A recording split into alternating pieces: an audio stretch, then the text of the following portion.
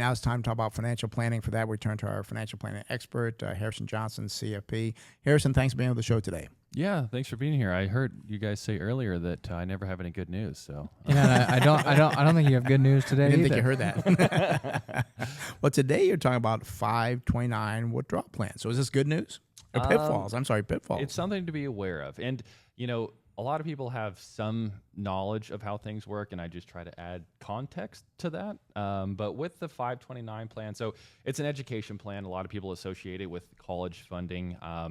You put money into it after tax, and then it grows tax deferred. And then if you make withdrawals for education, qualified withdrawals, those withdrawals are tax free. So it's kind of like a Roth IRA for college.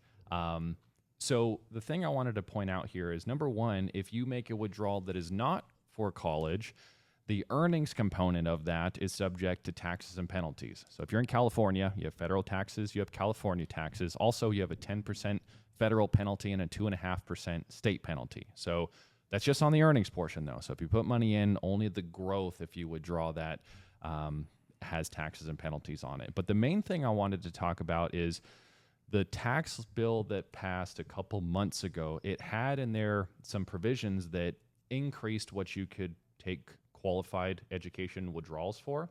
So it's predominantly for college, tuition, room and board, supplies, books, things like that. You can also use it for K through 12 expenses. And before this amendment to the tax law, it was only for tuition through K through 12.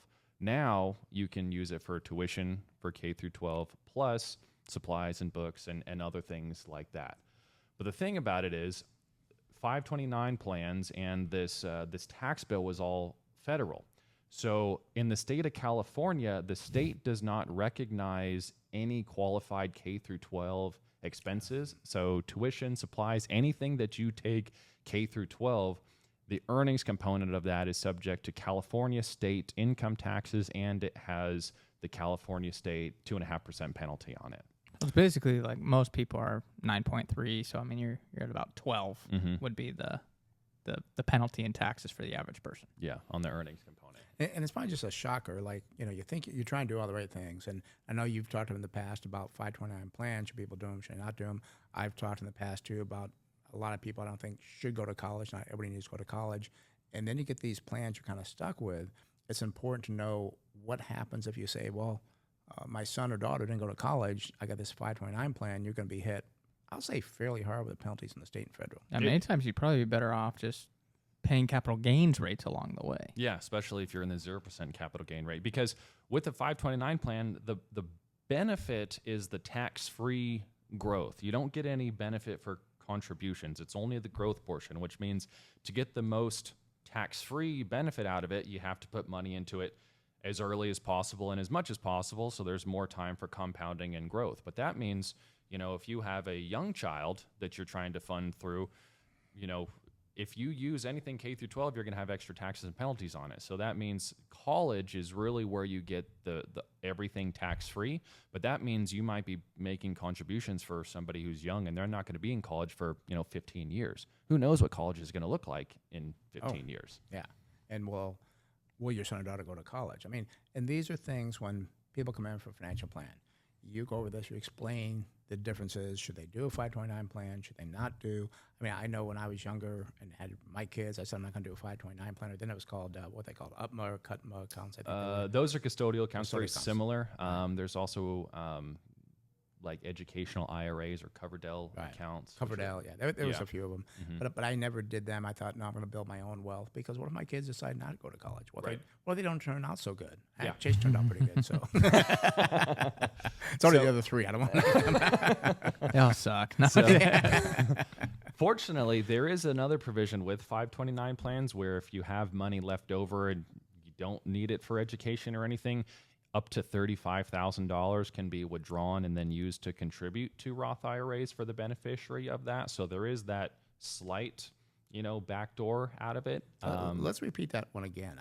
I missed that one. So $35,000, if you have in a 529 plan, you're able to make withdrawals from that, essentially qualified withdrawals, if you use that money to make a contribution to a Roth IRA for the beneficiary. That's a nice thing. So it's not a rollover. It's not like 35,000 goes straight across. You take the annual limit, $7,000 a year, you withdraw that, and then you can use that to fund a Roth IRA for the beneficiary. So it's something else that you can do without being subject to the tax and penalties. But it's only $35,000. That's the lifetime limit you can do. Does that allow California the same thing? Or Yeah. Okay. So, that's nice. California finally did something nice for Yeah. them. Wow.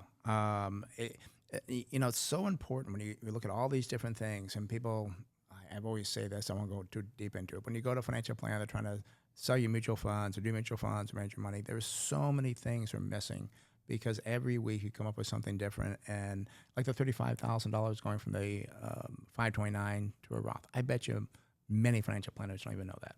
A lot don't even know it. So, I mean, it's nice that provision is in there because it gives you an escape, because we have people that, have funded 529. I talked to somebody a day or two ago that has $400,000 in a 529 and she's out of college. And so she's like, what do I do with this? And it's like, I mean, you can change the beneficiary to somebody else.